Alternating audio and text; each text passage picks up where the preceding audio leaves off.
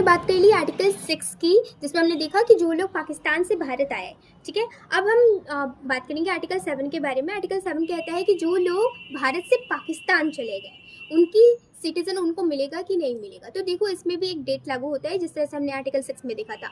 इसमें डेट है 1 मार्च 1947।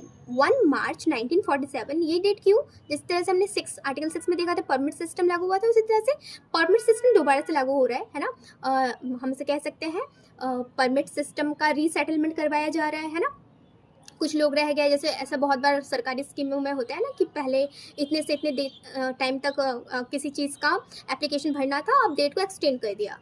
Official work में ऐसा होता है अक्सर, है ना। तो इसी तरह से फिर से रीसेटलमेंट का परमिट सिस्टम स्टार्ट हुआ। अब इसमें क्या हुआ कि आर्टिकल 7 में जो लोग भारत से पाकिस्तान चले गए उनके लिए डिसाइड होता है कि वो सिटीजन कहलाएंगे कि नहीं कहलाएंगे। तो डेट मैंने बताया 1 मार्च 1947। 1 मार्च 1947 ये डेट फिक्स करा गया और कहा गया कि इस डेट के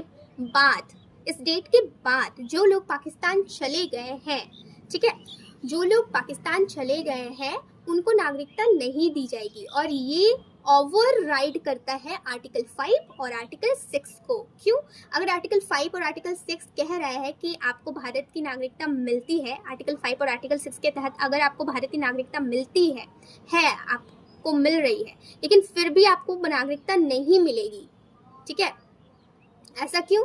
अक्सर बचपन में हम देखते थे ना कि हमने बड़े भैया बड़े दीदी से पूछ लिया कि हम पिकनिक जाना चाहते हैं, उन्होंने हाँ बोल दिया, लेकिन मम्मी पापा ने मना कर दिया, तो अब जाना कैंसिल, चाहे दीदी भैया बोले या ना बोले, क्योंकि बड़े ने मना कर दिया। उसी तरह से आर्टिकल 7 कह रहा है यहाँ पर कि जो लोग इस डेट के बाद चले गए पाकिस्तान वो उनको अब नागरिकता नहीं मिलेगी। तो आर्टिकल 5 और आर्टिकल 6 अगर कहे भी कि तुमको नागरिकता मिल रही है तो तुमको नागरिकता नहीं मिलेगी, ये ओवर राइड कर देता है, ठीक है। आर्टिकल 7 कहते हैं तो वो अब चले गए पाकिस्तान इस डेट के बाद, तो चले गए, अब उनको भारत की नागरिकता नहीं मिलेगी। लेकिन जो लोग 1 मार्च 1947 के बाद चले तो गए थे, लेकिन वो फिर से भारत आ रहे हैं, पाकिस्तान चले गए थे लेकिन वो फिर रीमाइग्रेट कर रहे हैं, तो ऐसे कंडीशन में उनके ऊपर में अप्लाई होगा कि या तो उनका जन्म हुआ हो, या तो उनके पेरेंट्स का या ग्रैंड पेरेंट्स का बिलोंगिंगनेस भारत में हो, उनका जन्म यहाँ पर हुआ हो।